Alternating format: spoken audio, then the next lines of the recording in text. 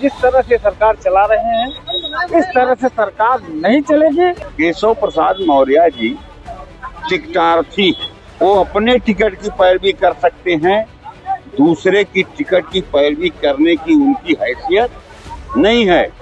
तुम अपनी बात नहीं रख पा रहे हो मुख्यमंत्री के यहाँ, तुम दलाल बनोगे कार्यकर्ताओं को। केशव प्रसाद मौर्य के भरोसे पार्टी नहीं चल रही है बीजेपी की। इतनी अत्याचार, इतनी दुर्व्यवस्था भाई इस तरह से हमने जिंदगी में नहीं देखा था जिस तरह से हो रहा है। प्रदेश की सियासत में एक बार फिर माहौल गर्म हो गया है।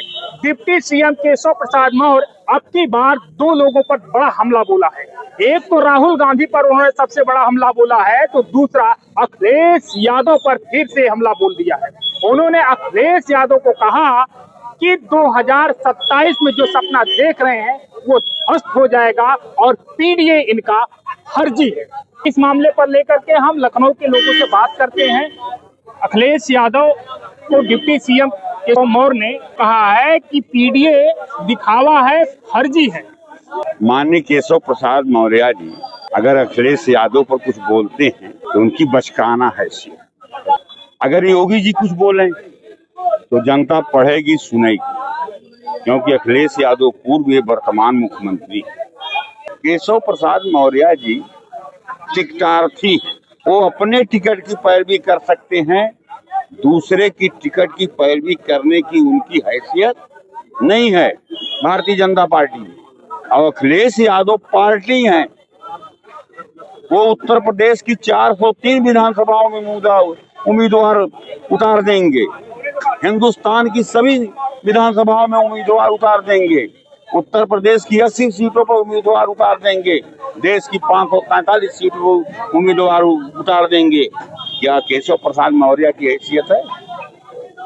केशव प्रसाद मौर्य कैबिनेट मंत्री, इनके जैसे जैसे कितने पूर्व कैबिनेट मंत्री, राज्य मंत्री, विधायक, एमपी, एमएलए, एमएलसी, राज्यसभा सांसद लाइन लगाए खड़े रहते हैं कि अखिलेश यादव जी को नमस्कार करने का मौका मिल जाए तो वो हमारा नमस्कार स्वीकार कर लें, और जिसकी पीठ पर ऐसे कह देते हैं कि और नाम लेकर कहते हैं क्या है हाल तुम्हारा, लोग इतना गदगद हो जाते हैं, मालूम हो जाता है कि स्वर्ग मिल गया। अखिलेश यादव वो चीज। तो किस बात पर जो है कि डिप्टी सीएम केशव प्रसाद मौर्य कह रहे हैं कि पीडीए फर्जी है? ऐसा है, अब भारतीय जनता पार्टी में इन लोगों की कोई पूछ नहीं। केशव प्रसाद मौर्य जी को सोचना चाहिए कि अखिलेश यादव पर कुछ कहने के पहले ये विचार कर लें कि अगर कभी आपका भारतीय जनता पार्टी से दल से दिल बदले तो अखिलेश यादव के यहाँ जाओ, अखिलेश यादव आपको हृदय से लगा करके उम्मीदवार बना देंगे। आप टिकटार्थी हो, टिकटार्थी रहो। इतनी जगह जरूर छोड़ के रखना चाहिए इनको, क्योंकि राजनीति में कोई किसी का न दोस्त होता है न दुश्मन होता है। तो काहे को आप अखिलेश यादव को कुछ न कुछ कह करके जनता के बीच में अपनी चर्चा रख रहे हो? चर्चा रखने से जरूरत नहीं है। जब भारतीय जनता पार्टी की नैया डूबेगी तो सबसे पहले केशव प्रसाद मौर्य जी ही दल छोड़ेंगे, और इनका दल और दिल बदलेगा तो समाजवादी पार्टी में जाएंगे। माफियाओं पर कार्रवाई होती है तो अखिलेश यादव को रोना आता है। कौन से माफियाओं पर कार्रवाई होती है? केशव प्रसाद मौर्य जी आपके माध्यम से चैनल से पूछ रहे हैं कि कौन से माफियाओं पर कार्रवाई होती है। जो है हम तो देखे कि उत्तर प्रदेश में केवल 2 माफियाओं के ऊपर कार्रवाई हुई। उत्तर प्रदेश में 2 माफियाओं के ऊपर कार्रवाई हुई, एक पुलिस कस्टडी में मार दिए गए, एक जेल के अंदर मार दिए गए जो है, और तीसरे माफियाओं के ऊपर तो नहीं कोई कार्रवाई हुई जो है। हम लोग भारतीय जनता पार्टी के ही कार्यकर्ता हैं। अच्छा, हाँ, हम लोग भारतीय जनता पार्टी के ही कार्यकर्ता हैं जो है, बातें कर रहे हैं। लेकिन कहाँ कार्रवाई हो रही है बताइए? अभी केशव प्रसाद मौर्य को ये लोग गया, अभी 3 दिन पहले गाजीपुर में एक ब्राह्मण को एक दरोगा जो है पीट करके रात में लाइट कटवा करके मरवा दिया जो है, वह जो है उसके ऊपर 302 का मुकदमा नहीं कायम हुआ। सरकार जो है सस्पेंड कर दी। सस्पेंड करना ही बस नहीं है।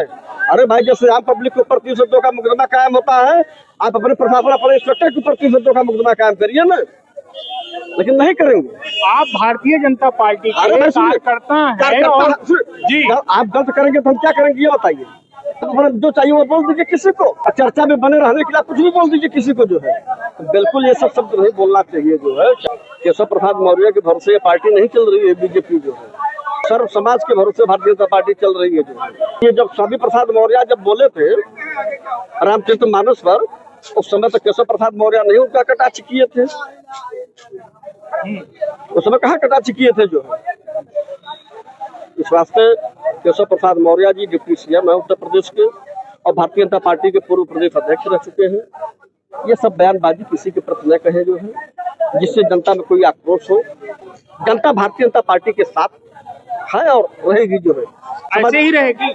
अभी गाजीपुर में कार्यकर्ताओं को पूर्ववर्ती सरकार जो थी, पूर्ववर्ती सरकारों से उब करके जनता भारतीय जनता पार्टी को लाई। क्यों उब गई? जनता उब गई थी, इस बात किसी की जमीन कब्जा कर लेते थे, कहीं मामला होता था तो आपसी में जो है यादव समाज हवा बोल देता था, ब्लैक पर इनका चलता था। तो स्वास्थ्य जनता, गरीब जनता जो है वो उब गई थी।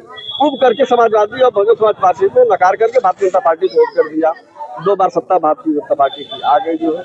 इनके सरकार में अब तो हम लोगों की ये लग रहा है, गरीब आदमी की जब आह लगती है ना तो सरकार रहती होती नहीं, किसी की सरकार रहे जो है। ऐसी बदुआ देंगे आप? नहीं, हम तो सरकार की बात कर रहे हैं, भारतीय जनता पार्टी बात नहीं कर रहे हैं, सरकार की बात कर रहे हैं जो है।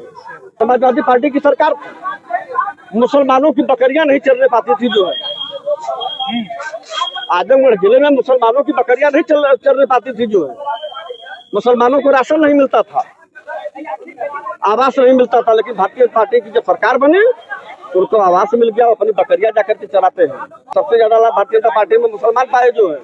आज ये स्थिति है कि सब जनता भी कर रही है कि अधिकारी और कर्मचारी बेलगाम हो गए हैं और नेता लोग भी यही कर रहे हैं, सत्ता हम लोग कर रहे हैं, मंत्री विधायक लोग कह देते हैं। आप लोग इनका एक मंत्री कह रहा है कि अगर अपनी समस्या लेके जाते हो तो कहता है दलाल है, 12 सालों के दलाल है।